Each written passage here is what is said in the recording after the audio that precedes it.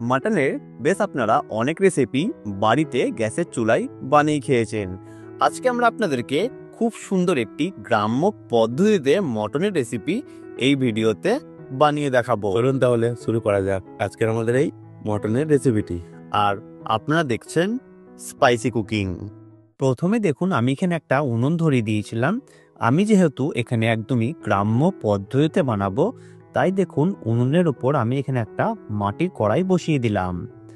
এই মাটির কড়াইয়ে সবার প্রথমে আমি এখানে প্রায় 150 গ্রাম মতন সর্ষের তেল গরম করার জন্য দিয়ে দিলাম। আপনারা কিন্তু অবশ্যই তেলটাকে ভালোভাবে গরম করে নেবেন, যাতে এই ফেনাটা এই তেলের মরে যায়। তারপর দেখুন আমি এখানে প্রায় 1 চামচ মতন গোটা জিরে দিয়ে ভালোভাবে নাড়াচাড়া করে নিলাম। তারপর এখানে কয়েকটা গোটা মশলা ব্যবহার করব। সেই জন্য দেখুন কয়েকটা শুকনো লঙ্কা, দারচিনি, এলাচ ও লবঙ্গ দিয়ে দিলাম।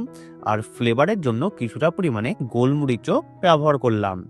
তারপর এর ফ্লেভারটা একটু ভালোভাবে কিন্তু আপনাদেরকে বার করে নিতে হবে। যখন দেখবেন ফ্লেভারটা বেরিয়ে এসছে, তখন দেখুন আমি এখানে প্রায় 250 গ্রাম মতন পেঁয়াজ স্লাইস আকারে কেটে নিয়েছিলাম। সেই পেঁয়াজটা দিয়ে ভালোভাবে আমি নাড়াচাড়া করতে থাকছি। আপনারা কিন্তু এই পেঁয়াজটাকে যতক্ষণ না একটা ব্রাউন কালার চলে আসছে, ততক্ষণ কিন্তু আপনারা ভালোভাবে নাড়াচাড়া করে নেবেন। ঠিক দেখুন এইরকম কিন্তু আপনাদেরকে একটা ব্রাউন কালার করে নিতে হবে। দেখে নিশ্চয়ই বুঝতে পারছেন, ঠিক এইরকম একটা ব্রাউন কালার করে নেবেন। তারপর দেখুন আমি এখানে প্রায় 2 চামচ মতন আদা রসুন পেস্ট দিয়ে দিলাম। এই পেস্ট দেওয়ার পর আমি আবারও ভালোভাবে নাড়াচাড়া করে নিচ্ছি, যতক্ষণ না এই আদা ও রসুনের কাঁচা গন্ধটা চলে যাচ্ছে। তারপরে দেখুন আমি এখানে প্রায় 1 কেজি মতন মটন নিয়ে নিয়েছি। এই মটনটাকে কিন্তু আমি ভালোভাবে ধুয়ে নিয়েছিলাম। সেই মটনটাকে আমি ডাইরেক্টলি এই আদা রসুন বাটার মধ্যে দিয়ে দিলাম। তারপর আমি সবার প্রথমেই ভালোভাবে নাড়াচাড়া করে নেব। প্রথমে কিন্তু কোনো রকম মশলা দেবেন না, প্রায় 5 মিনিট মতন ভালোভাবে নাড়াচাড়া আপনারা করে নেবেন। তারপরে দেখুন আমি এখানে কয়েকটা টমেটো ব্যবহার করলাম। টমেটো দিয়েও আমি এখানে প্রায় 5 মিনিট আবারও নাড়াচাড়া করে নেব। এই মশলাটাকে কিন্তু আপনাদেরকে সবার প্রথমে কষিয়ে নিতে হবে।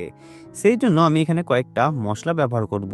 সেই মশলার মধ্যে আমি স্বাদ অনুসারে লবণ দিয়ে দিলাম, আর 1 চামচ মতন হলুদ গুঁড়ো দিয়ে দিচ্ছি, কিছুটা পরিমাণে ধনে গুঁড়ো ও 1 চামচ মতন জিরে গুঁড়ো। আর কালারের জন্য আমি এখানে 1 চামচ মতন কাশ্মীরি রেড চিলি পাউডার ব্যবহার করলাম।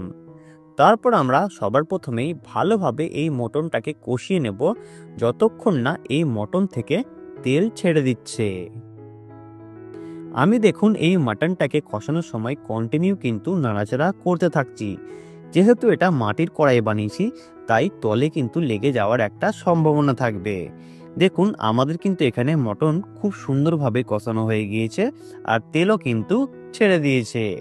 তারপর আমি এখানে 2টো মতন গোটা রসুন দিয়ে দিলাম। আর এই মাটনটাকে সেদ্ধ করে নেওয়ার জন্য আমি এখানে কিছুটা পরিমাণে জল ব্যবহার করলাম। জল দিয়ে ভালোভাবে আমি এখানে নাড়াচাড়া করে নিচ্ছি। তারপর এই মাটনটাকে প্রায় আধ ঘন্টার জন্য আমি সেদ্ধ করার জন্য রেখে দেব। আপনারা কিন্তু ঠিক জল দেওয়ার পর আধ ঘন্টা মতন অবশ্যই সেদ্ধ করার জন্য রেখে দেবেন।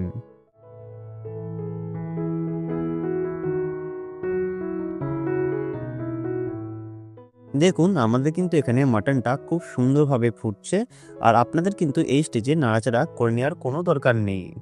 ঠিক দেখুন আধ ঘন্টা পর আমাদের কিন্তু এখানে মটনটা খুব সুন্দরভাবে সেদ্ধ হয়ে গিয়েছে, আর জলটা দেখুন টেনে নিয়েছে।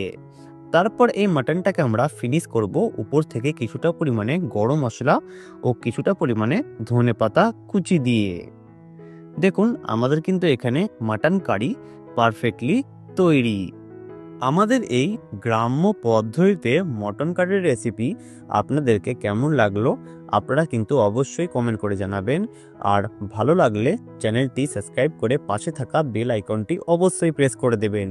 আপনারা এই মটনের রেসিপিটি একবার হলেও অবশ্যই বাড়িতে ট্রাই করতে পারেন। দেখবেন এর টেস্টটা কিন্তু অনেকটাই ডিফারেন্স হবে। আর এই রকম ভিডিও জানতে অথবা শিখতে হলে আমাদের চ্যানেলটি অবশ্যই ফলো করবেন। ভালো থাকবেন, সুস্থ থাকবেন।